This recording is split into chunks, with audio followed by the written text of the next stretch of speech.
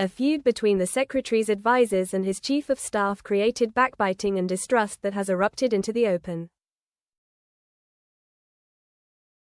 When President Donald Trump chose Pete Hegseth for defense secretary, incoming officials knew they'd need to surround the inexperienced Fox News host with accomplished staff who could handle the nation's largest bureaucracy.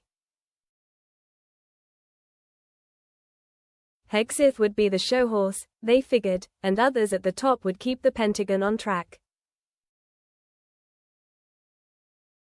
What happened was the opposite.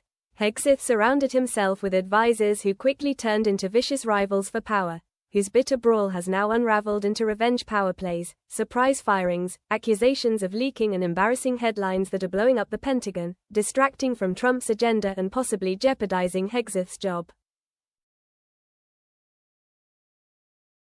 Many administration feuds are driven by ideological or factional differences, splitting old-school conservatives from MAGA headliners and America First activists.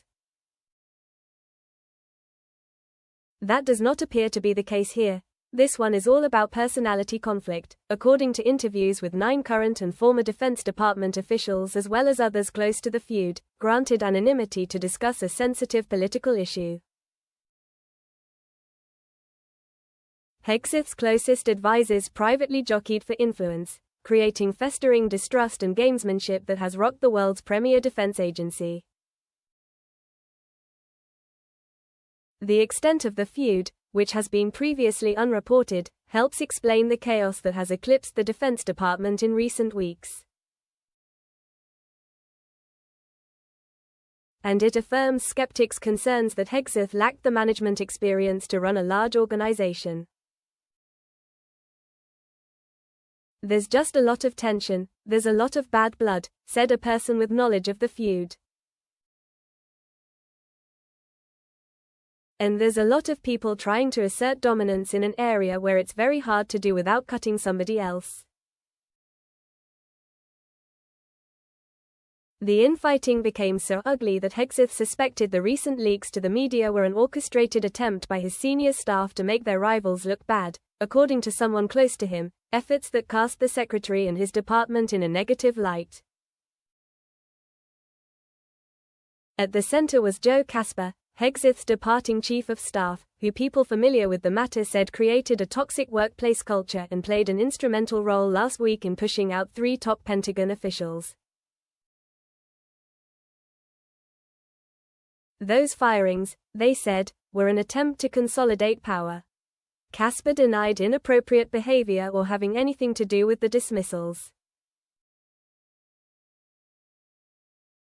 On the other side were the fired employees, trusted Hegseth allies. Those staffers, Senior Advisor Dan Caldwell, Deputy Chief of Staff Darren Selnick and Colin Carroll, Chief of Staff to the Deputy Defense Secretary, were considered Hegseth's closest advisors and maintained their innocence. "We had people who had personal vendettas against us," Caldwell told Tucker Carlson in an interview Monday night.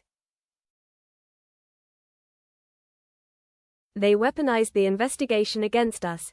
Casper argued in an interview that he was doing what he was ordered to do by Hegseth: start an investigation into recent leaks.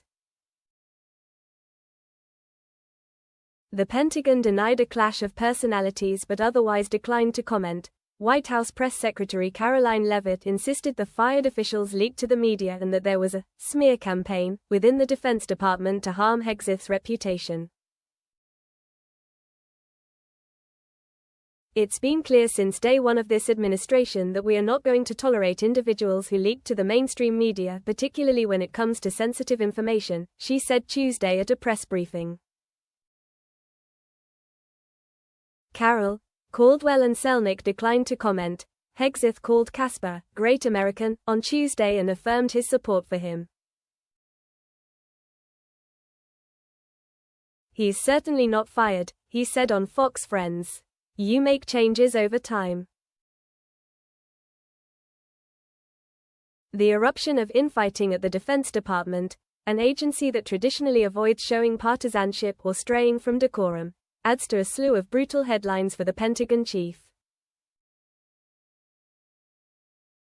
Hegseth is still facing fallout for sending sensitive details about military strikes in Yemen to national security leaders in a Signal chat that accidentally included a journalist, a report this week that he also sent him to his own family, and several other high-profile gaffes.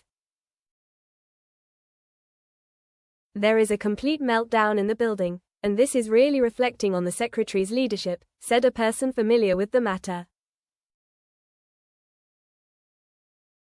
Pete Hegseth has surrounded himself with some people who don't have his interests at heart.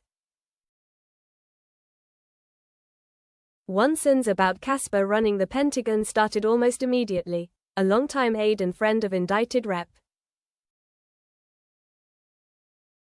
Duncan Hunter. Casper was helping oversee his office when a series of scandals roiled the California Republican's office. These included allegations that Hunter regularly drank heavily while serving in Congress. Investigators also inquired about relations he had with a young woman working in his office. He was eventually sentenced to 11 months in prison for misusing taxpayers' funds. He was pardoned by Trump in 2020. Casper would later work at the Department of Homeland Security, the Navy and the Air Force in the first Trump administration and as a lobbyist. But critics say he quickly ran into trouble with his new job at the Pentagon. He was often late to meetings and developed a reputation for dropping the ball on critical tasks with little follow-up, according to 3 people who witnessed his behavior. Another person familiar with his management said he lacked the focus and organizational skills needed to get things done. While some who know him say he was fun and charming, 3 of the people said he frequently berated officials in meetings and repeatedly referred to military officials by a lower rank. And at times, Casper's detractors say his leadership seemed almost juvenile. He graphically described his bowel movements to colleagues in one high-level meeting, according to 2 people who were in the meetings. During that meeting, he turned, and he goes, "Can I just tell everyone around this table that I just took an enormous shit right before coming in here?" according to 2 people who were present. People were like, "What? Like, this is a business meeting," the official said. Casper said the story was taken out of context, and that he instead joked that the team was in major shitcon, a play on words suggesting they were in trouble. Selnick was brought on as Deputy Chief of Staff in March to deal with perceived problems in Casper's leadership, according to 3 people familiar with the matter. These people thought Selnick, a MAGA loyalist who worked with Hegseth years ago when he ran a non-profit group, Concerned Veterans for America, could run the front office in case things with Casper went sideways. Hegseth also began to lean more heavily on Caldwell, who also worked with him at the non-profit and had a reputation as a no-nonsense, Type A executor. The leadership change created tension between Casper and the others, according to 3 people serving in the Pentagon around that time. Casper did not like that those guys had the secretary's ear, said a person familiar with the dynamic. He did not like that they had walk-in and hanging out privileges in the office. He wanted him out. It was a knife fight. Casper denied that he had any issues with the other senior advisors. Tensions between the group only further spiked last month amid a series of leaks that set everyone at the Pentagon, but especially Hegseth, on edge. Casper's critics say he used the chaos to settle scores with other Hegseth advisors, pushing for an investigation into the leaks and pointing the finger at his colleagues. When Dan Caldwell and Darren Selnick took on many of his responsibilities at Hegseth's direction, a rift deepened between Joe and them, said one of the people. After several weeks, Joe began trying to move them out, apparently by bad-mouthing them to the secretary. Hegseth started to feel increasingly isolated and paranoid, according to two people close to him. Last week, it all caught up to the secretary. He fired some of his most senior staff, believing they were leaking. Casper emerged from the battle wounded.